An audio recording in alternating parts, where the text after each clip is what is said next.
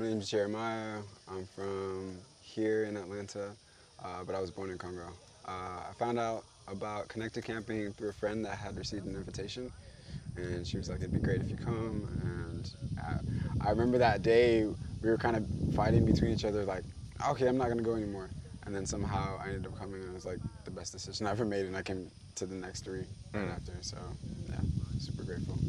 What was one of your favorite experiences about this camp? The spontaneity of every moment. It seemed like there's a formula to how everything is structured, but there's so many spontaneous moments that came up that were super organic and authentic. And I feel like when we're in our authentic spaces, we're more present.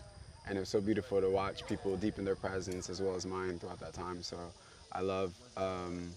I think it's the music and how it just kind of brings everybody into that space to, okay, let go of your shell, let go of your, um, how you would want to be seen, and just be free in this moment. So I think all those moments that presented themselves for other people to do that, and when people did jump into that, I think that was probably um, my favorite moment. Mm. And where are you at in your spiritual journey? Like, what's alive for you now? And what are you learning? What's alive for me now is flow. I have not taken the time to learn what flow means.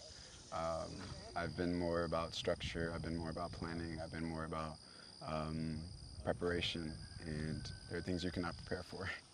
So, being in flow and learning what it means to be the flow itself has been what's alive for me now. Learning what that means for me and defining it and redefining it in my own terms has been such a sacred experience, but has transformed and bloomed so many things in me, but has also um, led to a lot of deaths in me of one, the one that wants to control and hold on and prepare and never move into what faith really means. Mm. So that's what's alive for me now. Sounds like some divine feminine inner awakening. Yes, yes, deeply, deeply. The feminine guiding me and allowing my masculine to surrender to the feminine, Mm. knowing that it is the, the mother, it is the great mother, and it is the one that everything emanates from. So it's okay to trust, it's okay to surrender. And from that, my masculine is refined. It finds purpose, it's renewed, it's restored in a more sacred and more authentic expression. But again, it's me finding what authentic means to me. But I can only go through that if I go into that journey Mm. and let go of what I've known and approach something that I may have no reference point here, Mm. and maybe never that story never told. So it's like a page being written by myself every day. Mm. But it's already been written in a way. So grateful, grateful, grateful, grateful. Mm. And what are three feelings that you want to be a big part of your experience over the next year? Playfulness, adventure, and passion. If I may, playfulness, because as things continue to move in the world with the intensities of certain things being administered and certain people being for it and others not, the world is approaching a very um, polarizing state, and which could benefit people and really, unbenefit other people that may be for and against it. So, I'm so good. I think this died. Is that the mic? Yeah, Okay. but go ahead. Uh, I'll just start from there. Okay. Playfulness, because the world is in a very serious situation, from climate to economics to the food industries to uh, how we relate to one another, human suffering on a mental level. So many layers. And if the world is that serious, then for me, it's important to always find pockets of playfulness to where I can let go, I can be a child, I can release responsibilities and be held by something that's a bit more childlike, and separate myself from, or detach myself from that for a brief moment to allow myself to breathe, allow myself to relax, allow myself to take in the fresh air, to take the moment to smell the roses, whatever it may be for me, but just allowing that playfulness to be welcomed into the space.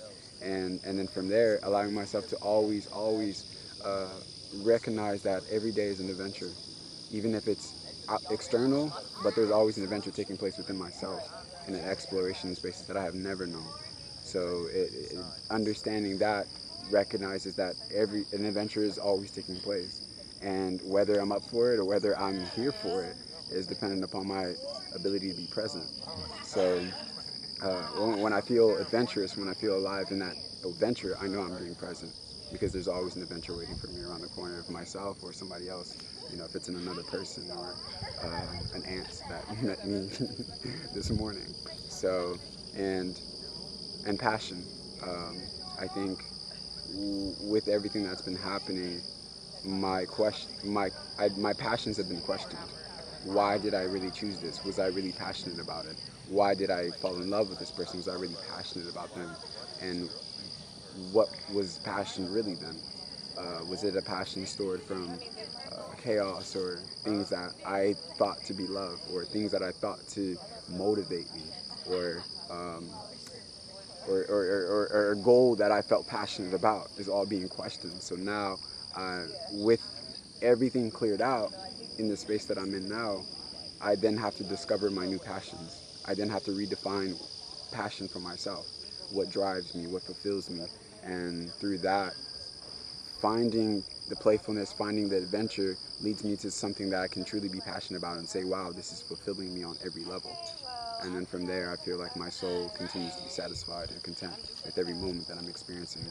And I think that makes for a transformative life, and it makes a life that I would dream of walking into, a continuous, inevitable reality for myself and anyone around me. Thanks for the wisdom, brother. Thank you so much.